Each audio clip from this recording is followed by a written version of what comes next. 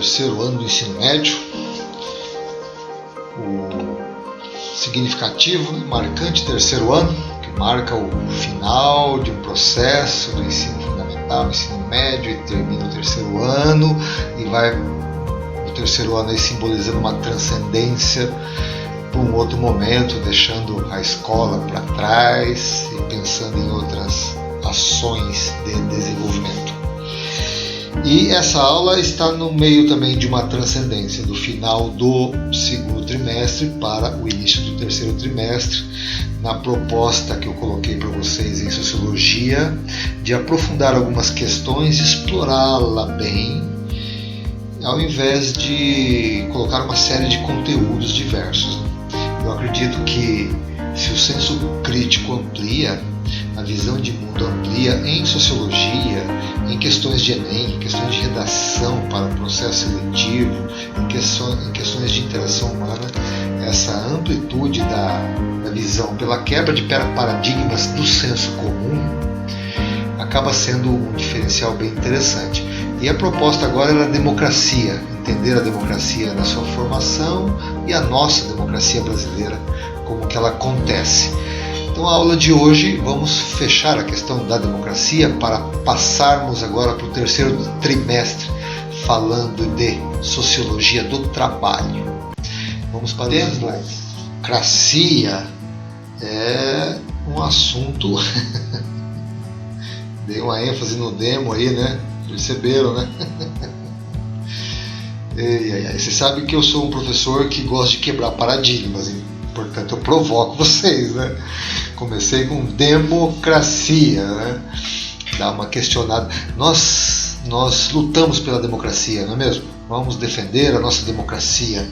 Só que nós no ensino médio e amanhã numa faculdade, defendendo um trabalho de conclusão de curso, né, um TCC, de repente na área política, sociologia política, questões da democracia, da formação do Estado, da formação do Estado de Direito, né? Temos que questionar um pouco mais profundamente, né, esses assuntos para um ambiente mais crítico, né, e de quebra de paradigmas do senso comum, é claro, né? Portanto, a democracia ela tem uma textura no senso comum, ela tem uma imagem no poder simbólico, ela tem uma imagem ela tem um formato discursivo no poder do discurso, né? Nós estudamos o discurso do poder e ela tem um desdobramento e uma amplitude na microfísica do poder, repercutindo em nossa própria fala, em nossa própria visão de mundo, em todos os cantos da sociedade. Democracia é um regime político em que todos os cidadãos elegíveis participam igualmente, e com o desenvolvimento da democracia todos nós nos tornamos elegíveis. Vocês sabem da história do próprio sufrágio universal, onde todos podemos votar e também todos somos elegíveis. Houve épocas, períodos históricos em diferentes regiões onde a mulher não votava, o negro não votava, imagine, né? E hoje todos nós podemos votar diretamente ou através de representantes eleitos. Se nós todos não podemos ser parlamentares, temos nossos representantes no sistema democrático que estarão defendendo nossos interesses democraticamente, representando todas as minorias e todos os interesses dos diversos segmentos da sociedade. Então, na proposta, no desenvolvimento e na criação de leis, exercendo o poder da governação através do sufrágio universal. O sufrágio universal é o direito de voto para todos. Interessante, né? A ideia da democracia ela é romantizada por esse ideal democrático que vem da Revolução Francesa, do Iluminismo. E é legal mesmo, né? Mas nós estamos preparados para questionar a democracia ou nós somos manipulados para reproduzir o discurso do poder? Terceiro ano. Nós temos que pensar nessas coisas, não é mesmo? Vamos lá? Democracia é a melhor forma de governo? No desafio sobre democracia surgiram coisas muito legais, né? Surgiu um trabalho de 2 alunos que colocam: a democracia não é a melhor das formas de poder, mas é o que evita descermos para o inferno de uma vez por todas, né? Interessante. Alguns trabalhos questionaram a democracia da ideia de igualdade, representando imagens de áreas ricas na sociedade, áreas pobres, discriminadas, marginalizadas e excluídas. Então a democracia é uma caixa de Pandora, na verdade, onde nós percebemos uma série de defeitos, né? Uma série de sistemas adulterados e manipulados para que na teoria sejam maravilhosos e na prática não funcionam, como nós vimos em Rousseau, não é mesmo? Muito bem, vamos pegar uma ajudinha de quem sabe das coisas? Vamos pegar uma ajudinha para pensarmos no terceiro ano do ensino médio em uma democracia através da ideia de um sábio, de um grande sábio, né? Que tal? Para Sócrates, a democracia não é a melhor forma de poder. Estamos pegando aqui um indivíduo, um marco da filosofia clássica extraordinário, que diz para nós que democracia não é a melhor forma de poder. Eu gosto de dizer para os meus alunos que quando uma águia fala algo, vocês lembram da metáfora da águia e da galinha, né?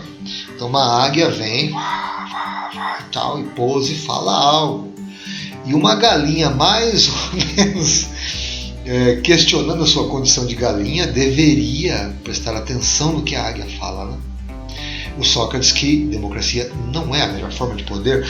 Vamos entender democracia partindo da visão desse grande sábio. Essa imagem demonstra o Sócrates, que é representado por Platão, né? Sócrates não deixou nada escrito, Platão sim.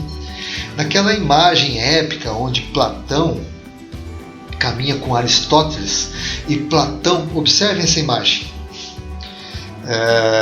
em Atenas lá, né? Platão mostrando o dedo indica para cima, Aristóteles o dedo indica para baixo.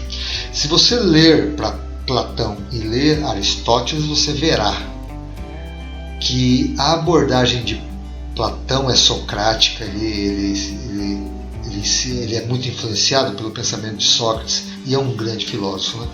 E ele aponta para cima. O que é isso?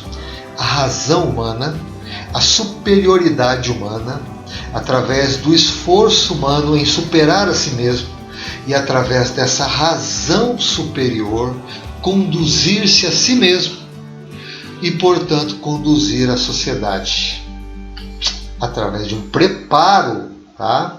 Então Sócrates está mostrando isso nessa imagem, a razão humana conduzindo as ações humanas e a mão, dependendo da posição que é feito ali, né, que você vai olhar, seria a mão direita ou esquerda, se ela está espelhada ou não, mas a outra mão ali no que é físico, no que a pessoa procura do alimento, do sustento, do materialismo e da forma de conquistar coisas materiais e benefícios materiais e até o poder aqui no mundo físico, que isso corromperia o ser humano e ele esqueceria da razão superior nas condições da república sonhada por Sócrates e depois a democracia grega aí nas suas origens da democracia, tá? Legal, né? O que Sócrates vai nos trazer na aula de hoje? Democracia significa governo do povo. Governo do povo, essa é a ideia que se originou na Grécia, mas que se exacerbou na França revolucionária de égalité, fraternité, né, e liberté, e que o povo deveria governar. Caramba, né? Para Sócrates, democracia era o último estágio antes da tirania. Depois da democracia, quando a democracia desaba, a tirania toma conta do poder. É isso que aquele trabalho dos alunos que colocaram a democracia nos segura para não ir para o inferno de vez. É isso, né? Mas isso não quer dizer que a democracia é boa. Isso quer dizer que a democracia é uma forma de governo para o nosso momento histórico, para a nossa sociedade, uma forma que acaba sendo necessária. Vamos pensar no Rousseau, vamos pensar no Hobbes, especialmente no Rousseau. Eles colocam o contrato social não como uma grande solução. Agora nós vamos, na nossa formação em civilização, na nossa formação civilizatória, vamos avançar para o contrato social como uma sistematização da sociedade adequada. Não. Rousseau fala que o contrato social se torna uma necessidade pela complexidade que a sociedade caminhava. A democracia, ela se torna uma necessidade pela complexidade da sociedade que nós estamos inseridos. Na democracia não há um conhecimento melhor ou pior, e sim o princípio de igualdade para todos. Não é romântico isso? Todos em condição de igualdade, todos com direitos. A romantização disso para Sócrates é perigosa, porque quando todos têm direito, nós abrimos as portas para todo tipo de intencionalidade e todo tipo de articulação, de argumentação, porque todo mundo tem o direito de falar e o direito de opinar. E se você fala bem, você pode ser uma pessoa perigosa. Se você fala bem, você pode passar boas ideias e boas, como Sócrates falava muito bem, mas também essa igualdade dá a possibilidade a pessoas articularem esse discurso do poder. Isso não acontece na nossa democracia com nossos políticos? O que você acha? Com os Lulas e os Bolsonaros da vida? É danado isso, né? É de se pensar. E nós, como sociedade, se nós pudermos construir uma sociedade mais adequada democraticamente, essa sociedade tinha que ter, né, capacidade de fazê-la. Portanto, na Grécia Antiga, o cidadão grego falaria e votaria. Não é qualquer um que chegaria numa egrégora grega e falaria, né? Ele teria que ter preparo para falar e para votar. Vamos com calma. Você está pensando que isso é excludente, não está pensando isso? Oh, professor, isso é excludente, então eu não posso falar, eu não posso votar. Olha, vamos pensar um pouco mais profundo, vamos nos permitir pensar no assunto. Que essa coisa aí pode ter seus perigos. Para Sócrates, o vício da liberdade, a liberdade é uma coisa legal, não é? Mas o vício da liberdade é a libertinagem e a insolência. Você percebe na cultura da mídia, você percebe a tendência à libertinagem, à insolência, ao desrespeito, à destruição de valores que a filosofia colocava como virtudes. Você percebe a diluição disso nos Big Brothers, nas músicas e nas novelas e nas culturas.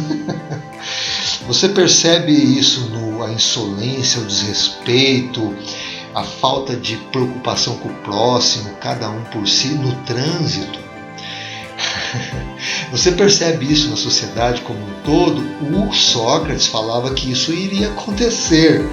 Será que isso está acontecendo? Fica aí para o teu senso crítico, tá? Analisar se essa liberdade ela é tendenciosa a isso.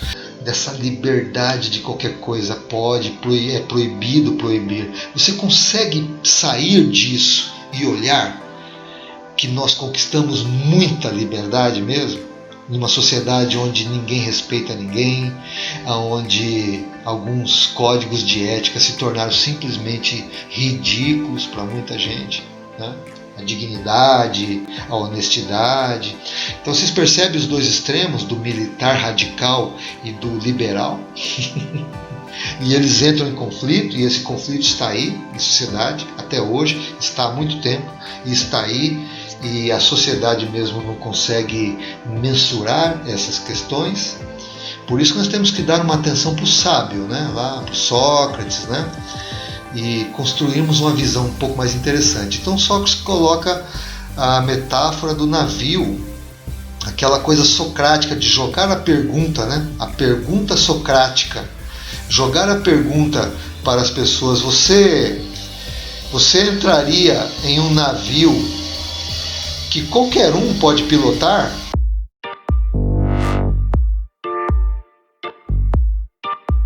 Um navio em alto mar para uma viagem longa, com perigos de todo tipo. Essa é a questão que Sócrates coloca. Nós diríamos democraticamente que qualquer um pode se candidatar a ser o capitão, e alguém diz lá: deixe comigo que eu serei o capitão, ou nós iríamos preferir um capitão preparado, qualificado para a ação e a missão, né, de pilotar o navio? A resposta é óbvia, né? Sócrates tinha essa habilidade, né, de colocar uma questão que a pessoa... Bom, é óbvio que eu quero o capitão. Então, por que a democracia não é assim, né? Porque o governante democrático, partindo da ideia de república da Grécia para o desenvolvimento da democracia, e que democraticamente nós pensaríamos que o Estado poderia ser governado por qualquer um, né? Tem aí um romantismo, tem uma ideologia de algo muito bonito, todo mundo levanta a mão, é isso mesmo, todo mundo é igual, mas o Sócrates nos faz pensar nesses assuntos, não é mesmo? Então o que Sócrates quer dizer é que o voto... Olha, pessoal, agora vamos chegar à compreensão um pouco mais ampla e à quebra dos paradigmas.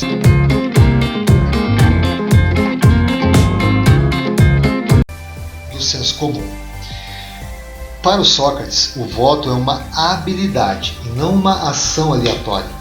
Vocês conseguem entender isso? O que os filósofos falavam? Eles falavam de que a razão, essa razão mais consciente, mais elevada, mais ampla, né, era questão de ser desenvolvida, né? Então, para Sócrates, essa capacidade de votar é todo um preparo, educação, né? Todo um preparo no sistema de socialização, desde a família, a espiritualidade, a escola, a profissão, toda a sociedade trabalhando em prol de si mesma, preparando os seus indivíduos para gerir-se e gerir a sociedade. É o que em filosofia chama-se virtude, né? Essas habilidades que Sócrates fala são as virtudes, né? Então, e como qualquer outra habilidade tem que ser ensinada sistematicamente às pessoas. O objetivo de Sócrates era esse: que as pessoas, a sociedade entendesse, especialmente o jovem, ele tinha muito foco no jovem, que o jovem entendesse que a sociedade que ele sonha, ela não pode ser ideológica. Você sabe aonde leva o pensamento positivo? A lugar nenhum. Se você ver, vamos imaginar o Titanic afundando, as pessoas desesperadas: o navio vai afundar, eu vou morrer. As pessoas positivas: não, vai acontecer alguma coisa, vai dar certo. Morre todo mundo.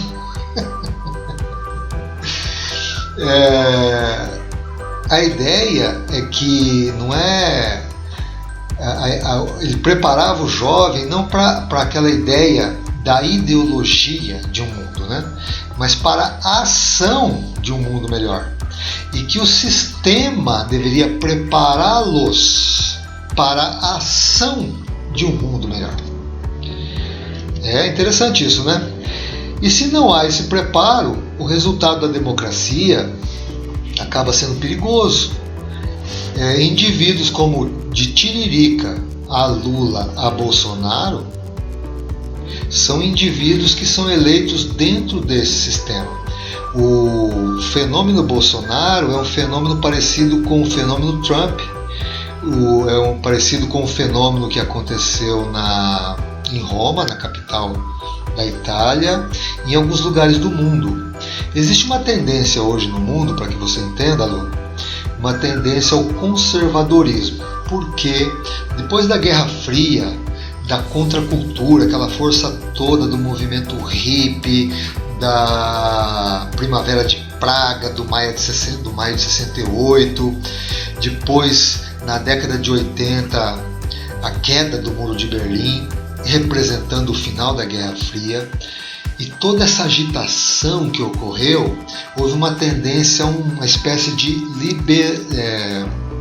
uma ordem mais liberal em relação às questões dos paradigmas atuais, né, da época, de uma sociedade hipócrita e tal, a quebra daqueles paradigmas, né, aquela ideia revolucionária e tal, de mudar o mundo e tal.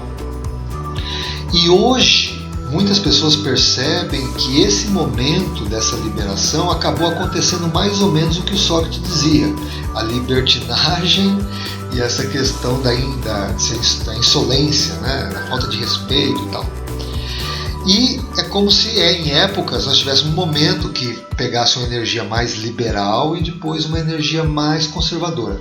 Nesse momento existe uma tendência de conservadorismo no mundo por estar questionando a cultura da mídia, o que a música está trazendo para as famílias, para as casas, as novelas, os filmes, uma tendência mais conservadorista, tá? E um desânimo muito grande, uma descrença muito grande com a classe política. É o que gera fenômenos como Bolsonaro e Trump. Tá? As pessoas acabam, o voto tiririca é isso também, tá bom? Que é o que o nosso querido filósofo alertava, né, para a democracia tender para esse campo.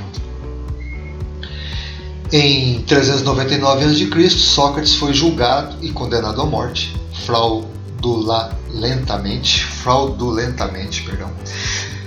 e ele foi condenado de corromper a juventude, em um processo tão trágico para os gregos como foi trágica a condenação de Jesus Cristo para os cristãos. Pense, o porquê que fizeram isso com Sócrates? Aprofunde-se um pouco nesse assunto se você tem interesse. Por que fizeram isso com Sócrates?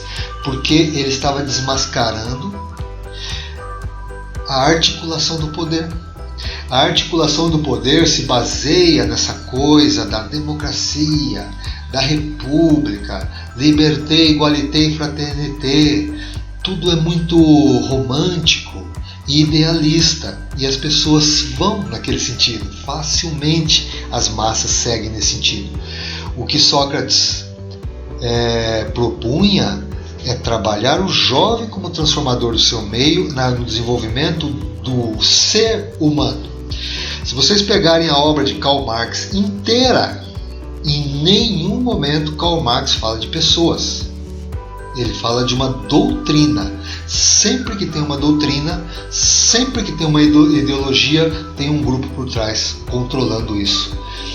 A Revolução Francesa, que foi horrível, não tem romantismo nenhum, que legal, a Revolução Francesa parou. Foi horrível, né? Mas foi um momento que precisava acontecer, uma ruptura. A sociedade tem esses momentos de grandes rupturas, chamadas revoluções. O ideário da revolução era liberté, igualité, fraternité. Mas o povo estava preparado para a liberdade? Qual era essa liberdade? Que liberdade o povo queria? O povo estava preparado para gerir a si mesmo, gerir seus grupos sociais e gerir a sociedade? Por trás de todo esse romantismo estava a essência da direita e esquerda, pois o movimento era de esquerda contra o poder do monarca, e de direita porque era uma revolução burguesa. Interessante, né? A burguesia queria o quê? Tirar o rei de cena. Que a burguesia não tinha acesso ao exército, não tinha acesso à política, ao parlamento, que o rei mandava em tudo. Tira o rei de cena, a burguesia entra inflamando a população em relação a ideologias. Professor, mas isso é assim mesmo? Claro que é assim mesmo, mas a essência de tudo isso é a educação. Por que não se trabalhou como Sócrates queria, né? Porque isso mudaria o mundo. Porque as pessoas conscientes e as pessoas que têm mais essa razão filosófica, elas seriam o que na Grécia falava, os melhores votam, os melhores falam. Parece excludente, mas não é. Porque, na verdade, na democracia nossa, nós estudamos, eu pensei em estabelecer isso, a microfísica do poder é o quê? Nós não vemos, nós não ouvimos e nós não falamos a nossa verdade. O sufrágio universal versus sistema excludente. Se eu falasse aqui nessa aula que nem todos deveriam votar, meu Deus, o professor está louco. Para o nosso contexto não é mesmo viável. Mas a ideia do princípio de toda a ordem democrática que veio da Grécia se perdeu na Idade Média. Vocês agora têm noção disso, já tinham, né? A gente só está ampliando. Se perdeu na Idade Média. Aí um cara como o Hobbes teve que pensar em um ser humano é um grupo de lobos, que um quer comer o outro, quer o mal do outro, quer dominar mesmo, né? Já o Locke já pensa, não, o ser humano não é tanto assim, ele tem essa tendência, mas ele tem a empatia. Nós precisamos de um sistema liberal. A ideia do começo do liberalismo em Hobbes. A ideia liberal do quê? Não é só o rei, o exército e o clero. Vamos dar oportunidade para o comércio, vamos dar oportunidade para o artesanato, vamos dar oportunidade para profissões como a educação, a saúde, profissões que foram aparecendo. Um sistema liberal, né? Mas numa época muito escura depois da Grécia, né? Aí depois vem o Rousseau colocando questões muito claras, filosóficas e sociológicas, de que a democracia precisaria ser implantada com base no contrato social. Mas a ideia original é de que se eu estiver preparado e você estiver preparado e nós dermos prova disso, nós poderíamos votar e falar. O que você acha disso? Isso é excludente? Essa coisa igualitária, ela abre porta para qualquer pessoa, com boas e com más intenções. Essa excludência, ela parte de um princípio interessante de igualdade, mas ela não pensa, né, ela não considera o princípio do preparo. Então qualquer um pode conduzir o navio? Assim, quem está preparado para o governo?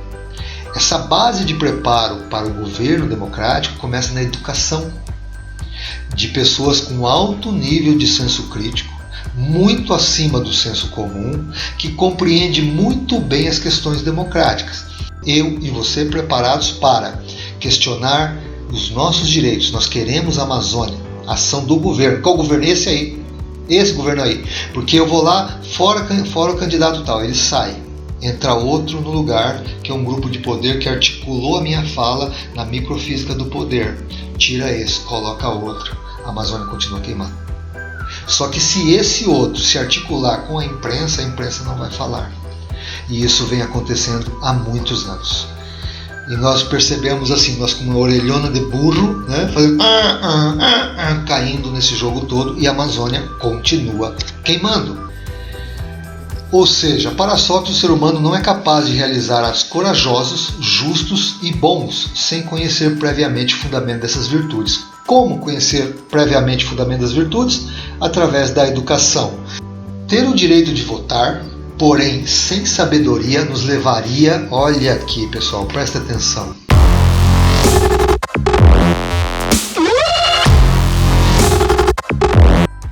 nos levaria ao que os filósofos gregos mais temiam, a demagogia. Eles sofreram muito, os gregos sofreram muito com o tal do Alcebíades. O Alcebíades foi amigo direto do Sócrates. E por ser amigo do Sócrates, ele conseguiu muita interação na sociedade grega e na democracia grega. Ele, mais adiante, ele começou a questionar as pessoas que ele pressupunha que ouviam cegamente o Sócrates, que o Sócrates deveria ser questionado, e começou a mexer com a cabeça das pessoas, né? E ele chegou ao poder militar e promoveu uma guerra com Esparta. Foi um desastre. Depois ele foi expulso da Grécia. Depois, entre os espartanos, ele promoveu um ataque contra a Grécia. Quer dizer, um indivíduo que era um homem bonito, com uma fala absurdamente envolvente e que essencialmente para os filósofos gregos a democracia tinha esse perigo que essas pessoas articulariam todo um poder, e a democracia carece então das pessoas preparadas. Então democracia é a melhor forma de governo? Não é, certo? A democracia, eu posso, aqui uma frase que eu achei bem interessante, hoje acreditamos que a democracia é um bem inequívoco.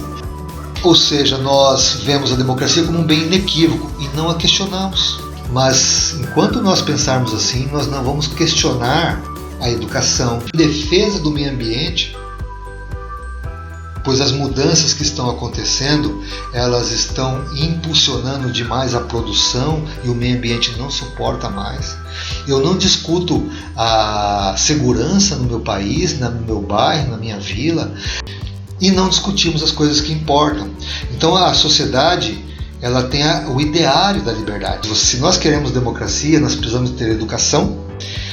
Beleza? Na próxima aula, portanto, estaremos continuando esse assunto aí, pessoal.